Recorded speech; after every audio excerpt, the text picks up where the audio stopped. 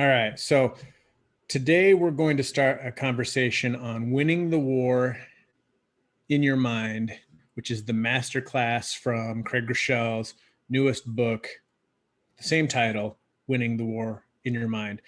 Tay, what did you take down today? I think the better question would be, what didn't I take down? I think it was just so much good. And it's I just got the book in just a couple of days ago. So I just started it just to start the week yesterday. And it's kind of good. And it's some of the same things that I've heard before because I've just been trying to get into this whole concept of like really structuring my day and really understanding like the mindset of everything. So I thought that was good. I think the first thing that he said that really stuck out to me, hey baby, can you go get your mom? She's trying to give me all her water bottles. The first thing he said, and I love this, he said, we can't always do what other leaders do, but we can learn how they think. And for me, this really hit home because it hit home probably mid-December, where this concept for me came. I had an opportunity to join this masterclass with Dr. Darius Daniels, and the content was amazing. Everything about the masterclass was amazing. But Carrie asked me, yeah, she wants to be with her dad. But Carrie asked me what was the most important thing that I got from it. And I said it wasn't the content. It was just hear him as he's kind of going through the masterclass talk about his mindset and how he like literally how he goes about his day. And I think that was like the most valuable thing that I got. And he introduced this concept of daily office. And it was something I need because me personally, I do 5 devotionals a day. And before I even heard of this idea, I was kind of front loading everything and just kind of rushing through it, and I wasn't getting the best out of it. But when I heard this concept of what he was doing with his daily office, is not trying to, front load Jesus and just fit him in the beginning of the day, but like include him throughout your entire day. And when I done that, like it literally, the example I gave her, I was like, have you ever rolled in a car that was out of alignment? Like there's nothing wrong with the car. It's just the wheels need to be rotated because they're in the wrong place. And I told her the same thing with my life. Like there was nothing wrong with me, but my priorities, like everything that I was doing was out of place. And once I put it in place, my life just ran so much smoother. So for me, it was just that concept of just getting that understanding and being around somebody who's been leading. He leads the church, but he's been leading such a long time that he had to understand like just how he had to go about the routine of his day and holding himself accountable and also having that capacity to do something different. So I think for me, that really stuck out because I actually just went through that experience for myself and kind of had that to share. The second thing he said is, and I love this because I feel like we just live in today, just everybody get offended about everything today for some reason. And he said, watch where you push back the most. And I had to learn that the hard way. So I just became a very open person. So for me, I love when he said, train your mind to be a student and not a critic. And I love that because I feel like everybody has valuable information. It's just not all the information is for you. So for me, when I listen to people, like I listen with a filter, the same thing I do when I read a book. I understand the whole book isn't for me, but it's gold in that book that I know I'm going to need. So for me, I think when he say train your mind to be a student and not a critic, many times you have to separate the message from the messenger. Like understand like we're all flaws. We all have our own opinions, but behind our opinions, there are a lot of good truths that if you learn from that person and you dig those truths out by listening to that person, you can learn those things and actually hit that person who you may not agree with, may give you some information that may change your life for the better. And I think I've just become just a more open person, understand like we all come from different backgrounds and just different ways of life and lifestyle. So for me, understand like there's something that you've done in your life that I know I can include in my life. So I just go into every conversation I have just with an open mindset, understanding that I'm a flawed person, this person's flawed, but this person has value because they're still here today. They're like, for me, I think of everything as a divine appointments. If God has brought this person to you in your life at this very moment, there's something that you need to get from them and something they need to get from you. So just always having that open mindset and just being willing and open to learn from people. And then just the last thing that I kind of like from this, he said, if you don't like where you're going, change the way you think. And I think this is so important because we've all heard this before. The most important person that you can listen to is yourself. And I asked myself a question the other day, like, have you ever thought about what you're thinking about? And I find myself just going down the rabbit hole of my own mind sometimes, like, dude, like, why did you even spend 30 minutes of your time thinking about nothing? And I think many times we have to understand, like, we literally, I posted this quote before, and it's like, you're not your thoughts, you're the one listening to them. So many times you have to change the conversation in your mind. Like you have to talk to yourself out of something that probably is not going to happen because you're worrying and stressing over something that you've already created this scenario and this story in your mind. And many times those things don't play out. So I love when he said that. And just the last thing I wanted to share with you guys, and this concept of invest, don't spend. For me, I had to ask myself, like, this is something I learned a couple years ago, because I was like, if I wanted something, I got it right away. And it just wasn't with material things. It was with things dealing with my mindset, the way I'm thinking. If I didn't like something, then I just automatically shut down and just didn't listen to that person. Many times you have to understand, like, everything of value in life come with a consistent investment of your time, your energy, and your commitment. So you have to be committed to your growth, committed to your relationship, your business, your friendship. Everything comes with an investment. Understand, you might not get the return right up front, but if you just continue to stay with it, like, there's going to be an exponential return later on. But you have to continue to invest in that thing. You have to continue to spend that time and your energy with those things. So I love that he brought up that concept, because I think many times have to understand, like, especially when you join this business, I think a lot of people come in and they see Joe and they see Chad and they see the success and they expect to get in right away and get that same amount of success. But what they don't see is the 10 years, the 8 years, the 5 years of just really investing just hard, solid work into building and creating that success over time. So many times we just have to kind of create, like, literally, like, let people know that, let people know that this is an investment that you're making into your future. You might not see the results right away, but I promise you, like we always say, if you give me a year, this literally can change your life. But you have to invest into this year, and you have to commit to it regardless of what happens. You have to stick to the plan, understanding, like, there's going to be a return, but you have to stay committed to that thing. So just so much good here today, and I can't wait just to hear the other parts on Thursday. Yeah, I mean, love that, Tay. Just one of those things when you said it's just all about the way that you look at things and the way that you act based on that. It's your thoughts that you follow that cause you to do the things. That, I mean, all right, Chad, what do you got? Man, so good. So the first thing I think of from a general perspective here is that we all think how we think right now. And we have to think better thoughts, think higher thoughts. And we have to understand that we have stinking thinking.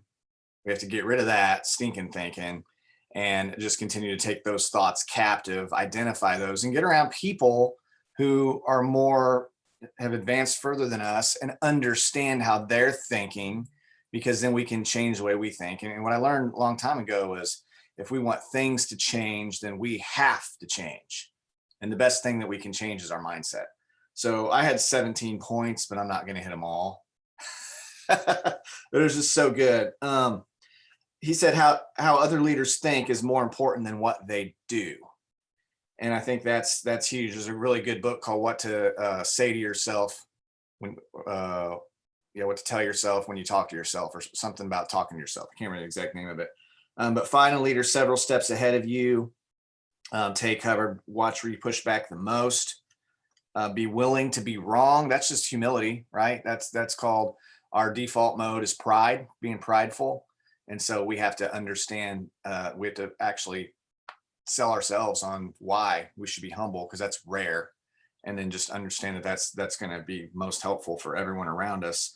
Empowerment, not control. This is huge. I want to sit on for a second, because it's for a lot of people, and it works, that I see a lot of people want to take control. And there is an aspect where we have to take control of our business, because there's certain parts of it that we can't just count on other people. You know, we can believe in other people, we can be hopeful in other people. We can't leave our business up to other people, or we can't say things like, they're holding me back from my promotion, kinds of things. So we have to take action, we have to take initiative. But empowerment, not control, what that means to me is, when you have a team that's growing, you don't want to be the bottleneck. You don't want to be the choke point in your team. You don't want your team to feel like they can't move without talking to you. And kind of like he said, you don't just want to have them turn their brains off, where you just give them tasks, do this task, do this task, do this task. That'll get you so far. But after you go diamond, or maybe double diamond, you can no longer for sure be the one that tells every person what to do, where to go, where to take a loyal to, where to place a distributor at, because what you'll feel like is you're building like 5 teams instead of 1. And so you have to empower. You have to give up as you grow, you have to give up control. I know in the church, there's a really good book I read called Biblical Church Growth. And a pastor can lead a church himself or herself up to a couple hundred. You can know everybody's name. You can do every wedding. You can do every funeral. But when you hit like 200, you have to bring on another person, an executive pastor, and you have to trust them. You have to delegate. You have to give them control. You have to give them authority. Same thing as your team's growing. You want to invest in, that's why this duplication is so important, because you want to invest in the people you enroll so that they will turn around and invest in the people they enroll. We shouldn't be doing all the coaching and all the stuff for people 2, 3, 4 levels down, because you just can't sustain that. So I want to just kind of share that, because I see that happen a lot of times when like someone will go diamond and they're like, okay, I have to do everything for everyone. And it ends up being frustrating and stressful. And that's not what anybody wants. Invest, not spend. Possibilities, not problems. Like that word problem, like for me, it's just a dirty word, you know? Like I prefer the word like challenge. Like when I see something, it's not a problem, it's a challenge has a positive connotation to it. Like I accept the challenge. No one would say I accept this problem, but I accept the challenge. I know what is the challenge? Adversity is often wrapped up as a gift. So as we work our way through challenges, that stretches our mind, that grows us. And that's why you need to have people in your circle that you can trust. And when you see something as a problem, reach up to them and they'll probably say, no problem. Here's how we get through this. I've seen it a dozen times. Not a big deal. And you go, really? Not a big deal. It feels like the end of the world. And next thing you know, you're like going, oh, no problem. Not a big deal. You know, Jim Rohn always talks about Jesus was a miracle worker. And he says, you got to hang around people like that. You know, people that you say, oh, the world's fallen. And they go, how many people died? And you say 0. And they say, okay, no problem. No one died? No problem. I love that mindset. And then that's part of why it's so important to be around awesome people.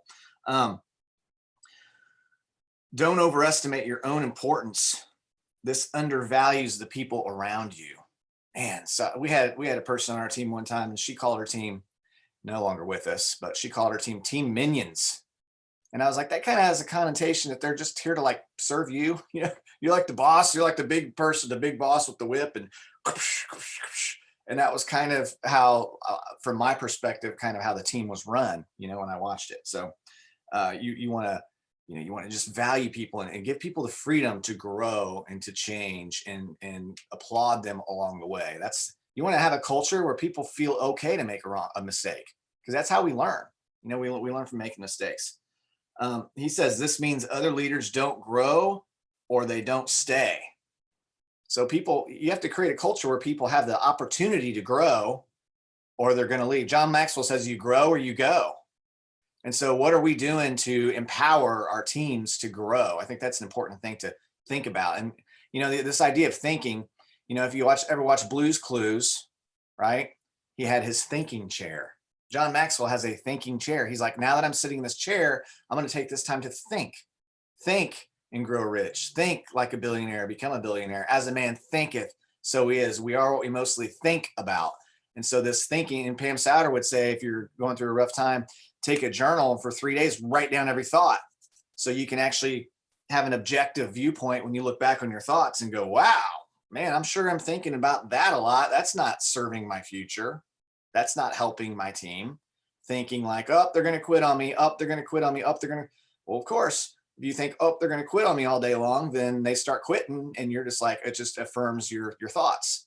Your thoughts should be, this person's going to be a rock star. This person's going to be a rock star. This person's going to, and then somebody becomes a rock star. It's crazy how that works.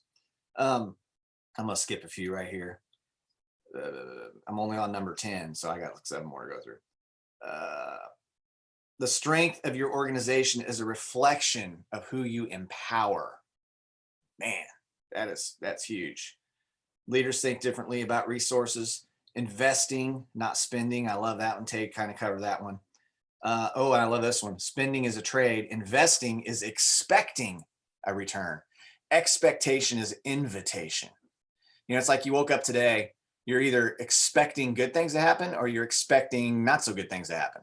If you expect good things to happen, you increase the probability that good things are going to happen because you're going to move your energy into that direction. And expectation is invitation. We should expect great things from our children, And then that's calling them up. If we expect great things from our team, that looks like believing in them when they don't quite yet believe in themselves, because we're expecting great things to happen in their life. We're saying, here, if you stick around with us, here's what's going to happen. If you follow the plan, here's the bonus you can expect to get, right? Expectation is invitation. And he went over the 3 questions. Who should I be investing in? Where do I get my best return? And as a leader, who do you know? Right? And that's such a huge question. That one question can change everything in our businesses. Who do you know? Who do you know that needs to make an extra $300 to $500 a month? Who do you know that would like to lose 5-10 pounds? Who do you know? Who do you know that's a teacher? Who do you know that's a pastor? You can say this week to your whole team, hey, we're going to go recruit teachers today. I mean, especially around when the summer's getting ready to hit, that's a great time to be intentional about recruiting teachers. And you can just be like, we're expecting 10 teachers to join our team in the next week. And you go out and you tell your team, hey, we're having a recruit teacher week. Let's go talk to every teacher we know. And then you just go to your neighbor. Who do you know that's a great teacher? Your cousin. Who do you know that's an awesome teacher? Who's your child's favorite teacher? Let's talk to these teachers. Or it could be someone joins your team that owns a hair salon. Like, let's go recruit hair salon owners this week. Let's go recruit car salespeople this week. It's unlimited. Who do you know? That opens up every door everywhere. And then I'll just go, the last one here is just, your life is always moving in the direction of your strongest thoughts. So we just have to take inventory of our thoughts and realize that we can take each thought captive. And the Bible tells us what to think about, right? Just Google, what does the Bible say to think about? Think about things that are joyful, think about things that are pure, think about things that are lovely. And I need to memorize that scripture because I refer to it a lot, but it tells us exactly, that we have the power to take each thought captive. So if we're having a lot of negative thoughts, which, we do, we live in a fallen world where there's negative energy all around us. So we'll have negative thoughts. We have to identify and take them captive, and then think the better thought, think the higher thought, expect the good things. And that's going to move us in the right direction. So, man, I love Craig Groeschel. I love you guys. And this was really, really good. All right. So Tay had 10 points. Chad had 17. I guess that means that I need to start writing down like 30 points. So at least I have something left. You guys totally crushed it.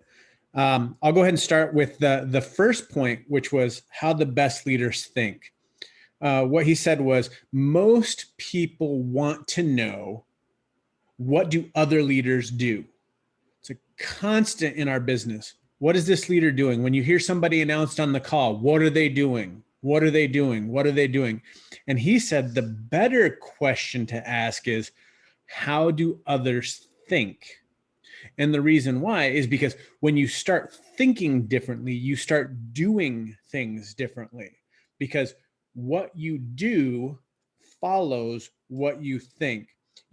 Going to the 4 points that he said, the best leaders don't control, they empower. The best leaders don't spend, they invest. The best leaders don't think problems, they think of possibilities. And the best leaders don't motivate, they inspire. I love this. This is like one of those smack in the face statements. If you're feeling overworked, overwhelmed, overstretched, chances are you are overestimating your own importance. When you're feeling all of those things, it's like you have to do a leadership checkup from the neck up. Is it all in your head and you're creating your own problems? The best leaders are the ones who empower the right people. There are 2 currencies to empowerment that he talked about. One is clear communication. He talked about Jesus talking about the great co-mission, the mission that he sent everybody on, that he was going to be with them. And what he said was the what and the where. He was very clear on that, but he gave them the freedom to determine the how.